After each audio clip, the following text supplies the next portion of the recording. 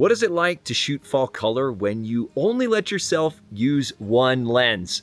A big ass telephoto. That's what I'm gonna find out in this video. This is gonna be really, really hard. How did I even get that shot? I don't know what I was doing. But I literally cannot get my lens far enough away to focus on it. I just wanna shoot this leaf. I can't even get the same photo shot to shot.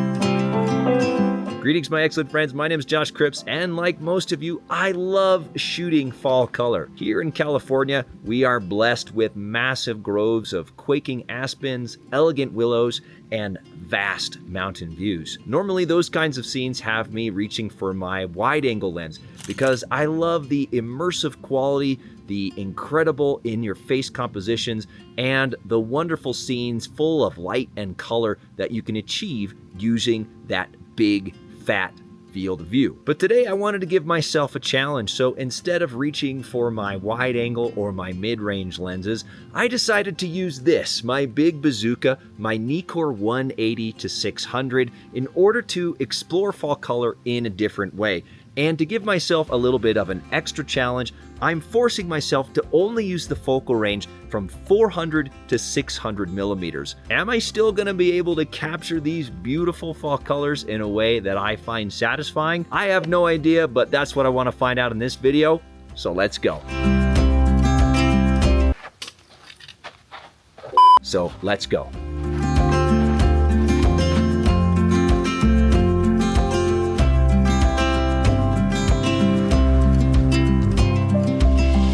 I will often use a telephoto lens when I'm photographing fall color, something in the 70 to 200 range, because I love the way that it allows you to compress the various elements in the scene, to create layering, and to find those beautiful scenes within the grander scene.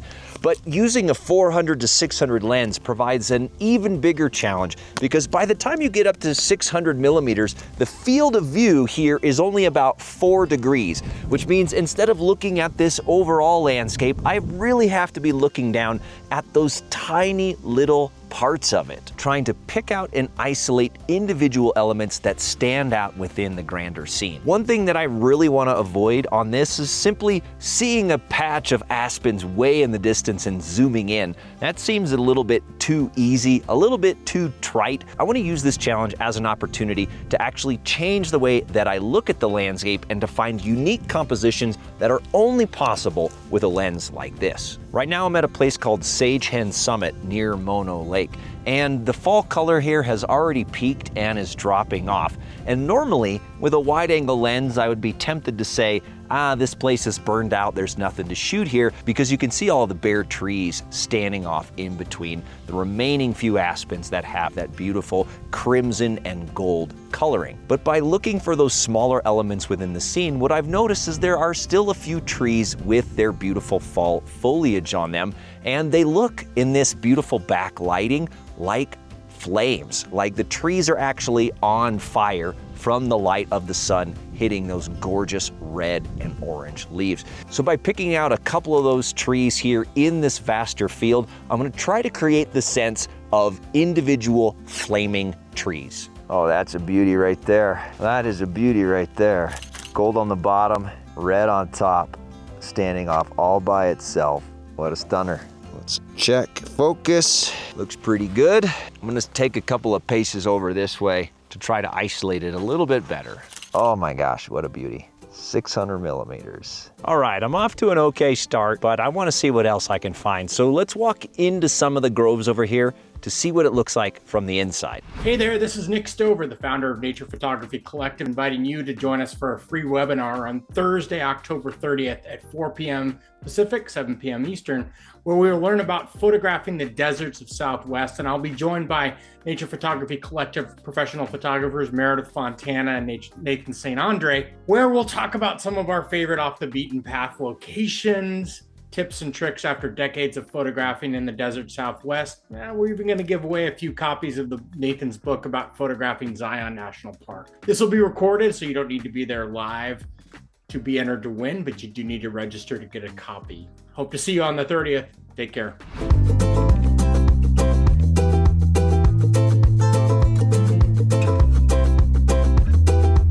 There is a beautiful tree just back here in the background, and it's forming a wonderful contrast between the stark white coloration of the trunk and that wonderful gradient of orange to red leaves on top of it, looking so much like a flame. Whenever I'm photographing, no matter what lens or what kind of composition I'm trying to create, I always ask myself 3 questions. What do I like? Why do I like it? How can I exaggerate it? So when I'm looking at that tree that really captured my attention, I'm noticing the color, the gradient, the transition from the different colors of leaves, but also the verticality of the trunk as it runs up through the leaves. So how can I exaggerate all those things? Well, it got me thinking, the contrast between the vertical trunk and the leaves, maybe I can do an intentional panning shot. So I set my camera up for a little bit of a longer exposure here. I'm at f32, ISO 64, an eighth of a second, and I'm just gonna pan downward and take a picture while I'm moving.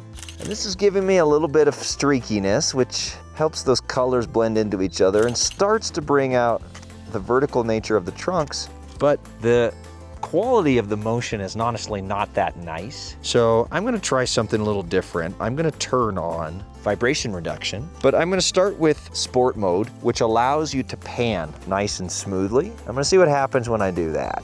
And this should alleviate some of the jitteriness of that previous motion. Okay, so now it's getting nice and smooth, but it doesn't really have any pop, any X factor. And I love the way that those leaves are just glowing. They look like little incandescent lanterns getting caught by the sunlight. And as I was playing around, I noticed something else. If I change my vibration reduction mode to just normal, it's gonna try to cancel out all of the movement of my camera.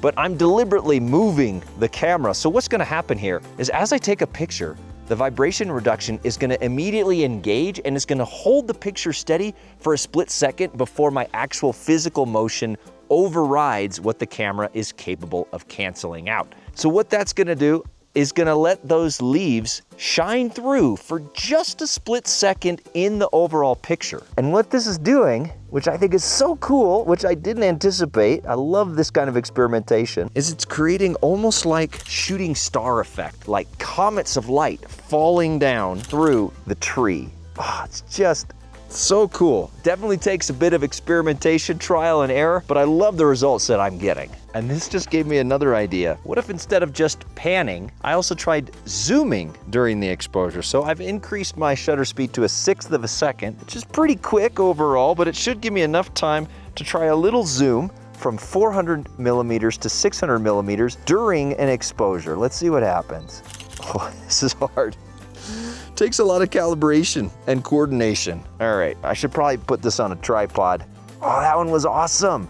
Oh, yes. Okay, the trick is to start the zoom and then press the shutter button. Oh, this is really cool. Hey, yes. I am absolutely loving this. It's like ludicrous speed into the trees. I can rotate a little faster now. Let's try that. Okay. Oh, that's amazing. I love it. But I'm gonna lock it off on a tripod for just a little bit more stability about one single focal point. Okay, this makes things a lot easier. Now I can really get some smooth zooming action on just the part of the tree that I want. Gotta make sure I'm starting at 400 millimeters so I don't break my rule here. And rotate the photo.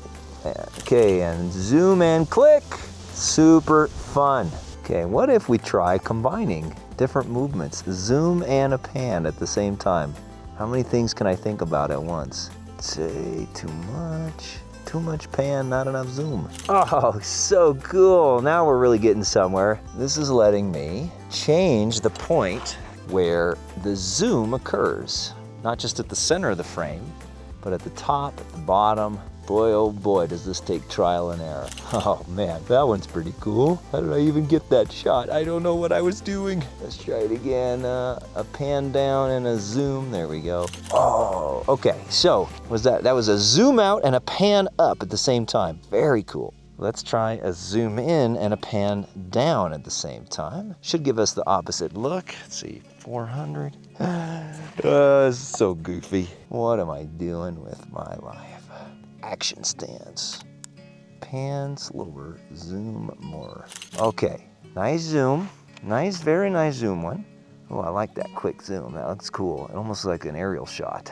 Let's try to combine that quick zoom with a pan. I tell you what, no one on earth will ever have the same photo as you if you try this. I can't even get the same photo shot to shot. This is really hard, but it's super fun. I can't say I've ever shot fall color quite like this before.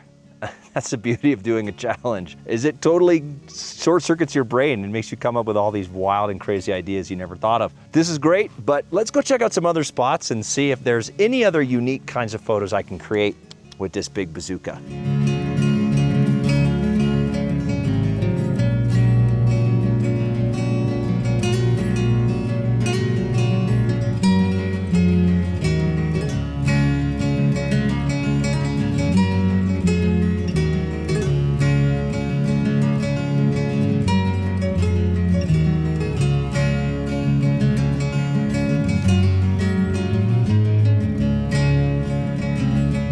Decided to come to a very popular place called Conway Summit. It's usually one of the first places in the Eastern Sierra where the colors really start to change. And I was incredibly surprised upon arriving to find that the place is still mostly green. However, there are some amazing pockets of gold and red scattered throughout the landscape like a bowl full of Skittles.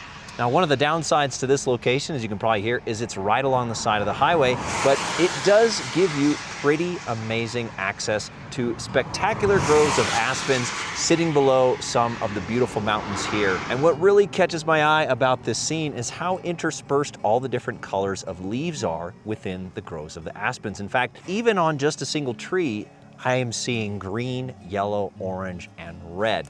It's really, really cool, and the perfect opportunity to bust out the big lens to pick out those individual tiny scenes within the grander landscape. At the wide end of my range, 400 millimeters, it's just wide enough to bring in enough of the aspens to give you a sense of the overall scene, but still pick out these cool individual moments. There's this little patch of yellow trees scattered among the willows, green aspens, and the red aspens behind that are just catching little kisses of sunlight as it dances through the landscape. So I'm zoomed in on that, creating this nice layered sense of all the different shades of color throughout the scene, and here's the shot.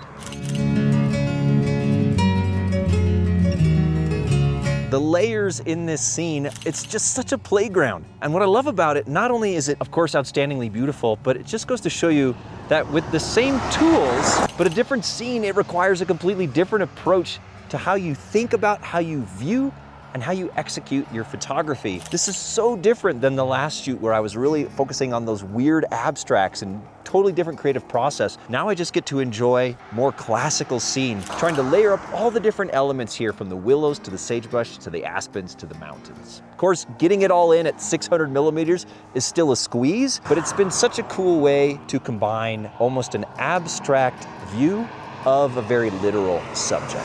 I absolutely love this. The dappled light from the scattered clouds in the sky, plus the infinite layers of trees and mountains here. It's so fun, so enjoyable to shoot, but I'm gonna hit the road because there's one more thing that I wanna do before I wrap this video up, and that's get deep inside an aspen grove and see what kind of weird magic we can come up with from inside the trees themselves.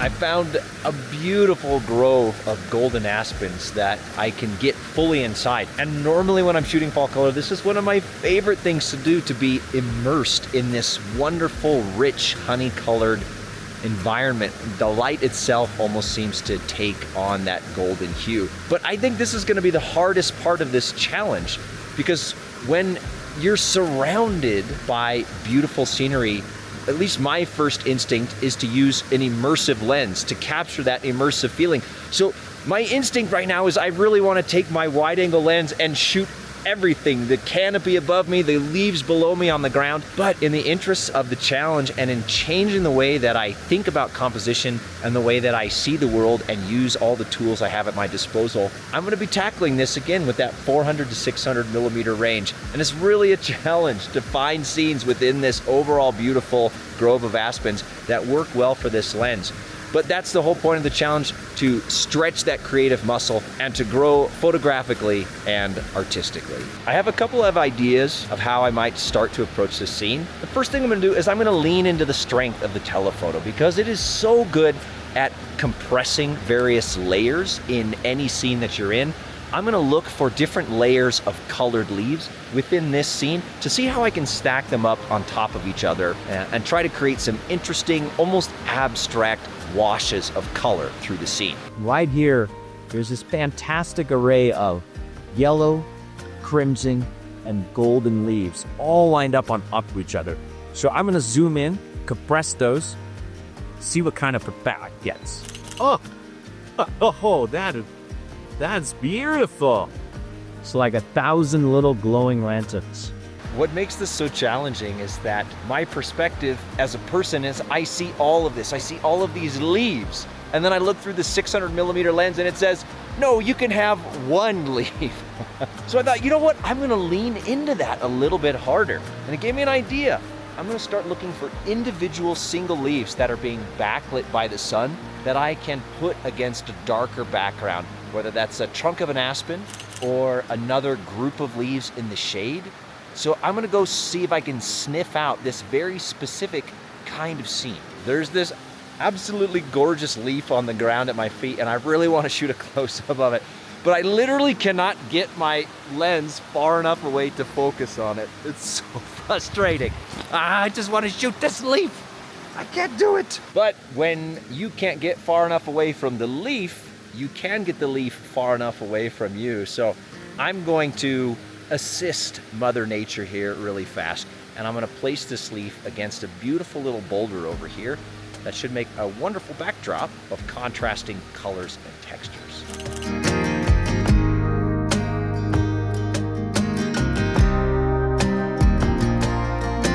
Well, my goodness, that was a ton of fun and such a brain stretcher. I had no idea how difficult it would be really to shoot fall color with the 600 millimeter lens until I tried it. So I'm gonna finish this video off just resharing a couple of my favorite photos from this little creative experiment. For all of these photos, as different as they are, the one thing they have in common is as I'm composing, I'm constantly asking myself, what do I like about this scene? Why do I like it? How can I exaggerate it?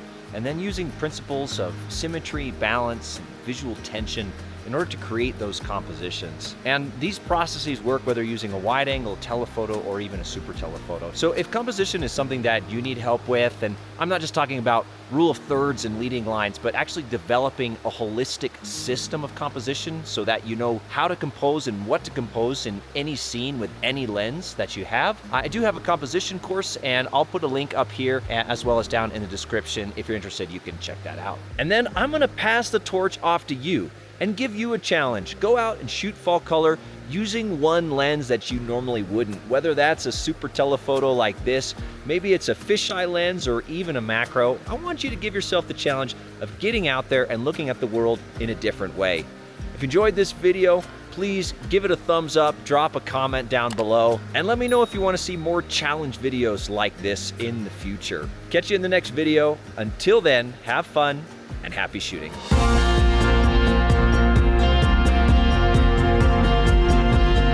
My name is Joshua Cripps, and right now, I'm walking into the heart of a Sierra thunderstorm.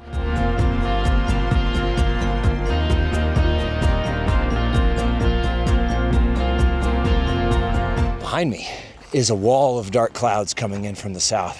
And although I've been very lucky with the weather so far, I think that's about to change.